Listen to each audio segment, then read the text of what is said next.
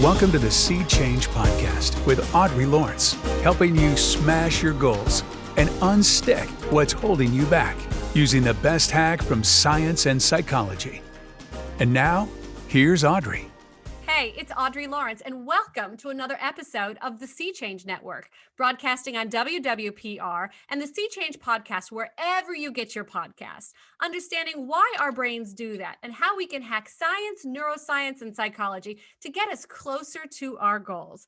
Today's guest, Dr. Len Fellez, speaker, author of 9 books. Hello, that's amazing. Certified hypnotherapist is here today to share with us some of his thoughts on the mind-body connection and visualization as a practice. Welcome, Dr. Fellez. Thank you so much for being here. It is truly my pleasure, Audrey. This is great. You know, I love talking to you. And I thought the best way to do this just is to turn on the cameras and let us have the conversations that we always have that are so cool and thought-provoking. It's so funny that when the cameras are off and we just chat, that's that moment when I'm like, oh, I want to share that with the world. He said something so cool. So today's just going to be like that. It might feel like you're watching Audrey have a therapy session, but honestly, there's so much content in our times together, and I'm grateful for them. So let's get into it. How's everything going with you? Good. Living the dream. 77-year-old, feel agile, mobile, and hostile. I'm good. Feel good in Seattle. It's snow on the ground, but I love snow because I'm from Hawaii and I don't get to experience that. And every year when we do, if we do, I love it. I love the snow. I love Hawaii, but I also love the snow. And I get a chance to experience it right now. It's great out. It's perfect. Yeah, we're all getting hit with a little bit of it, but you know what? It's great that you have that perspective. So often I hear people say, "Oh, I love this, but I hate that." And I'm always a little bit sad when people use that word so freely and so easily. And I wonder what it does to our brains to make such declarations of hate. What do you think about mind-body connections and making these conversations, certainly negative energy, but what does it mean to ourselves when we start owning these negative mentalities? Well, you know, like I've always told you, it's pretty simple. The connection between our mind and our body. We have a subconscious mind that really dictates everything that we do. The way we think, the way we feel, the way we talk, the way we act, all based on programs that our subconscious mind has developed for us. So we kind of live by default. Our subconscious mind controls most of what we do. Our subconscious mind is an incredible computer-like machinery that has recorded all of every incident that's ever happened in our lives. And it catalogs it like a Rolodex, so that when something comes up similar, we think, we feel, we talk, and we act the same way, consistent with that. What we don't realize is when we act by default, we deny the fact that we can change our programs, change our videos, change the pictures that we have so that our life can change in the future. Our subconscious mind controls about 95% of everything that we do. You know, you get in a car, start the ignition, and you just go on autopilot and you get to your work. You walk up a stairs, you're at the bottom of the stairs and you walk up. You don't think, God, I've got to put my left foot, then my right foot, my left foot. No, it's automatically programmed as part of the subconscious mind's activities. The problem is our subconscious mind wants to protect us, wants to ensure that we don't experience failure. So it keeps us in this box and in this lane, and it precludes us from jumping outside. And what's amazing is I said the subconscious mind controls 95% of everything that we do.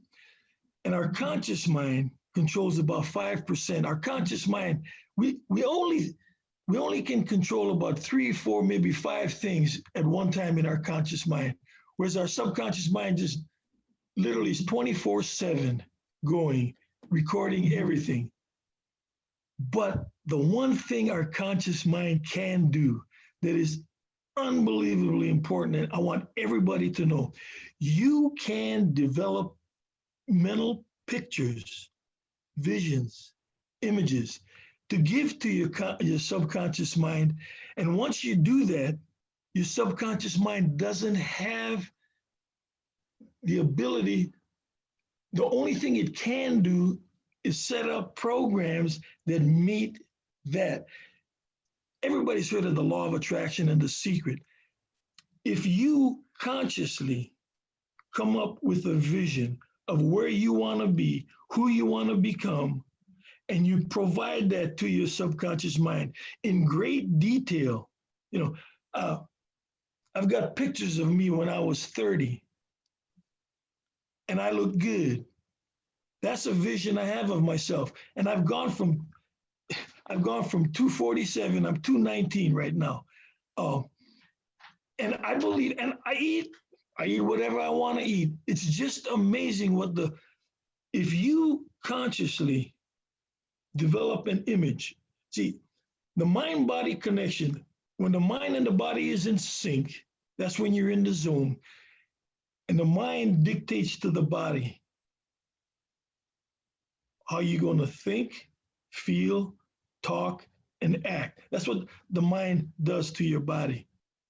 Yeah. But the body can control how the mind develops pictures. And that's why I say, if you don't have a clear, succinct, concise picture of who you want to be, what you want to be, how you want to think, feel, talk, and act, then you're destined to live out all the programs that your subconscious mind has developed for you by default. So we live lives by default. We live lives by default. And I say, I love the law of attraction. I love it. The things you think about the most, the pictures you have, the images you have the most are destined to become the life you live. What I think about today, the dominant thoughts I have today are going to predict my life tomorrow. And it's so sad. So many of us don't realize that we're living on autopilot. As you said, denying ourselves the change. The piece of this, Len, that I find so interesting and that has helped sort of demystify the part of this is where it comes from in our brain. That old, I like to call it caveman brain, that old hedonic caveman brain wants to control pain and wants to control fear for the purpose of moving the pack forward, for saving our generations. So that's your subconscious mind. You got it. And what's hardwired into us that protects us from fire is hot really isn't the story of today's life, but it's hardwired in how we function. Caveman brain still takes over. So fear or that rage, a lot of these very primal basic feelings come from the need to protect the herd. But honestly, in my life, like herd protection is like getting a parking spot at the mall. Like it's not the appropriate response, but yet we have these framings that are deeply wired into us. And when we understand that fear and the framing behind fear, not the kind of fear that needs to keep us safe, but the kind of fear that exaggerates a circumstance to keep the herd moving forward, or the kind of the motivation that drives us probably is just part of that caveman brain. And he needs to take a seat on the rock over there and let functioning me drive the process of my brain and not get lost in suspense between caveman brain taking over or just autopilot. That's a really crappy space to live in when I'm not in charge. And if we can isolate caveman and say, listen, that's part of the hedonic transaction of what it is to want to survive and thrive, that scarcity feeling, that fear of fire that really is not too hot, the review of failure that makes us look away. So often we miss out on the opportunity to review failure because our brain decides that the pain is dangerous and the old caveman brain wants to move us away from pain. So in that, we never take that moment to have a retrospective. We never look at what happened to say, this is how I can grow. But that single point of failure review becomes a point of growth. And I always find it interesting how business has no problem achieving success because they have a retrospective. They look at the problem, they say, here's where we messed up, go plug the bucket, and we're going to move on. In our own lives, it's, holy crap, that was painful. That hurts. I don't want to do that. And our brain has Uh-huh. natural sensors built in the frontal cortex that moves us away from Thank pain, you. takes things out of the amygdala and moves it away so that we don't have to feel these things, because that's how the caveman brain works. And when I realize that, and when I share it with people, they're like, oh, that this single point of failure review is only going to hurt for that second, but is that one point that completely suspends your opportunity to grow. And if you knew that about your brain, your fail points, your fear points, your motivation points, you might be able to connect that mind a little easier, disconnect the caveman brain, and be conscious in your practice about what you choose for your Critical. own life versus denying the change you're entitled to because you live on autopilot. You talk about consciously, and that is the key. What if I asked you and your audience, how would you, what do you want? What do you want in a relationship? What do you want? What do you want in your health? What do you want in your job? What do you want financially? Now, that as soon as I ask those questions, your subconscious mind automatically says, well, wait a minute now. We don't want failure now. We want to, we want to keep going in the direction. We're okay, aren't we? We're here, we've survived. But I'm telling you that you can, if you want something special, I don't care whether it's a relationship, a job, money, health, how would you feel if you got what you wanted? What would it feel like? It'd be amazing. What would it look like? What would it taste like? Now, once you start doing that, now that's at your conscious mind level. And you come up with an image of me 30 standing in the pool with my shirt off and I look good. Well, that's my image that I go to bed with every night. I see that, and the first thing I wanted to get from my 44-inch waist down to 40. And I went to 40, then I went to 38. What the motivation was, I could see it clearly in my mind. And so my subconscious mind has no way of it cannot deny what I consciously want, because I keep feeding it that image of me in the pool. So now I'm down to 39 and I'm going to get to 38. It's sort of like, it's Maxwell Maltz. I don't know if anybody's familiar. Maxwell Maltz, the plastic surgeon, but also the therapist.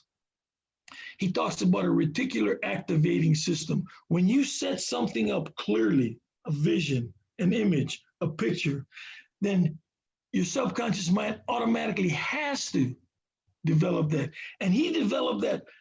He had an interesting career in life, but he went into the neuroscience end of plastic surgery because he had clients that he would fix their nose, beautiful nose from hook noses, and he'd take off the bandages and they saw the same person that they were before they had the surgery. And doctor, what have you done to me? You haven't done a thing. You haven't helped me. That clued him into the whole subconscious, conscious mind, visualization, imagery, pictures, videotapes in your mind. It's pretty simple. If you want to change your life, you've got to change the videos. You gotta put a new video in the machine. Amen. It is simple. I think that's what started my whole journey, at the frustration of how simple this was. I was so irritated that I got to Yale, and the first day of class on wellness, it tells me how dysfunctional and miswanting our brains are from a neuroscience point of view. And I was like, wait a minute. Why don't we tell children this? I needed this in the 5th grade. We need to empower and democratize education and how we function and achieving our goals and isolating success. It was so alarming to me when I learned that we only hit our goals 7% of the time. What a Yeah. shocking piece of information that children have a failure rate of 93%, and that's okay in our universe. No one Yeah. stops to say that we should review this. And then I get to the end of my education and find out that these tools are available to help shape and know how our brain works so we can harness true outcomes. Yep. That's just frustrating to me. I just Yep. feel Yep. like standing on the roof and saying to somebody, why wouldn't we empower everybody to hit their goals? Why wouldn't we make this information so easily accessible for everyone? Why is it saved for Ivy League education at the end of 20 years of graduate work? That makes no sense to me.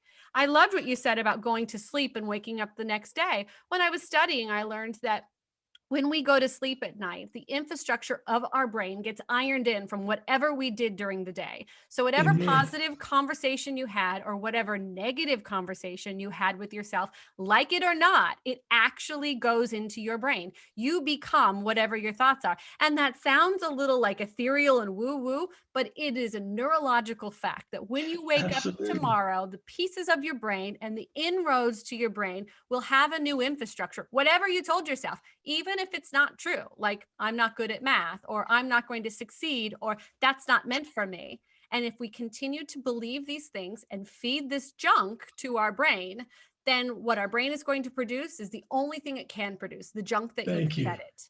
And it's Thank you. frustrating for me. And I had to learn to relearn, to undo some of these negative nuances.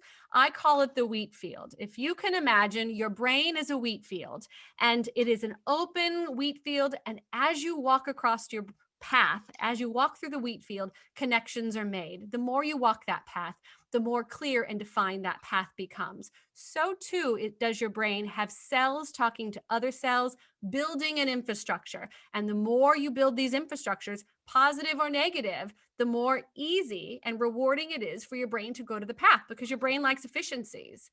But your wheat field may have been cut by the words and the people around you. It isn't necessarily your own dialogue. It can be what educators and family members and siblings have said about you. And to protect that wheat field, or to reseed that wheat field, I had to find out as a grown-up that I'm not terrible at math. And you know what? I went to MIT because of it. It There took me you a long go. time to undo There it, you go. but I There had you to go. own the idea that my wheat field was seeded with childhood counselors or parents that were driving me away from the space, not because they were trying to be mean. They were trying to protect me from being hurt. They were trying to lead me in a path of success. And what they did is pull me away from stretching myself in my knowledge gaps. But self-esteem is built when we try and tackle, and we're brave to try new things. That's where self-esteem is built. And if we hold ourselves back from trying new things, if we have negative paths built into our wheat field, we inevitably will not hit our goals. Amen. One of my first books was on self-esteem. That's interesting. Hey, I know we're running out of time. Can I leave the audience with one story? Yes, please. And don't forget, maybe tell me first where we can find more about you. I'm dying to know where we can contact you, or our listeners can learn more about you. Good. Just look up Len Fellez on YouTube. I've got some videos. Erin, my daughter, handles all of my outside work. Yeah, just go on YouTube, and I'll leave my email address. If anybody's interested in any books, I can ebook them as well. Kanaka88@comcast.net. KANAKA88@comcast.net. Here's my story for everybody. A few years ago, I was up in Northgate Shopping Center in North Seattle, and there was a circus in town. I didn't want to go shopping, which is not my favorite thing. So I noticed that there were two big tents down below in the big parking lot. So I went down there and just walking around, and I noticed there was an elephant, a big regulation size elephant, okay, in between the tents. And it had a small rope tied to his right leg, and it ran about 20 feet, and there was a small stake in the ground. And the elephant was there by himself. And I wondered why the elephant didn't just pull up the stake, take a walk down to Pike Place Market in Seattle, right? And so I started yelling at him, see if he's gonna move. He'd move, but he wouldn't move his right leg, and I was fascinated. I didn't notice it was a small trailer, and this guy came out of the trailer and he says, "Hey, what are you doing back here?"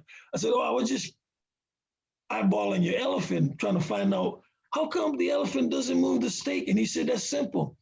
He said, "When the elephant was a baby elephant, we tie his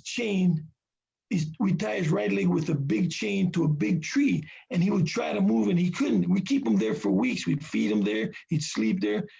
And he says, "Now, whenever is a full-grown elephant, whenever we tie anything to his leg, put it in a small stake, it believes it can't move, so it doesn't even try."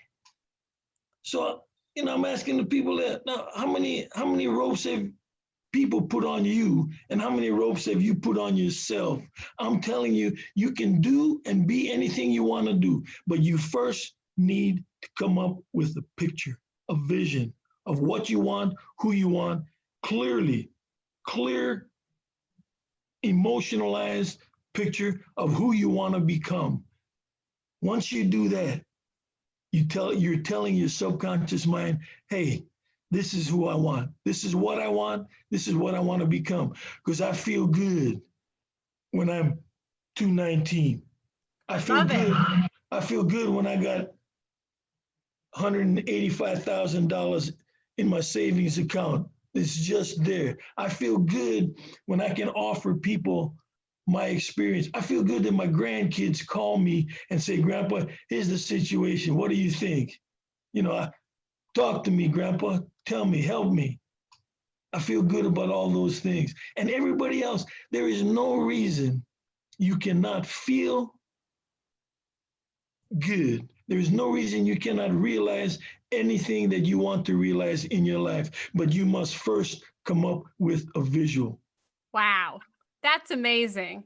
Dr. Len Fellez, thank you so much for being here, learning to untie our ropes, to untether ourselves from that stick in the ground that holds us back when we didn't even realize it, learning to get off the autopilot, which is denying our own change, and being willing to go outside of the autopilot life and own your own potential.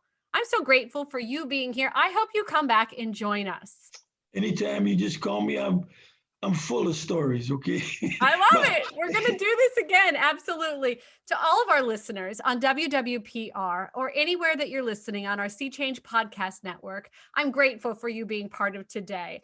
Understanding how our brains do that will help us unlock futures and successes in our own life. I'm your host, Audrey Lawrence, and join us for another episode of Sea Change. Thank you for listening to the Sea Change podcast with Audrey Lawrence. Sea Change, a book written by a chick, but not a chick book. To learn more and download your free workbook, go to audreylawrence.org.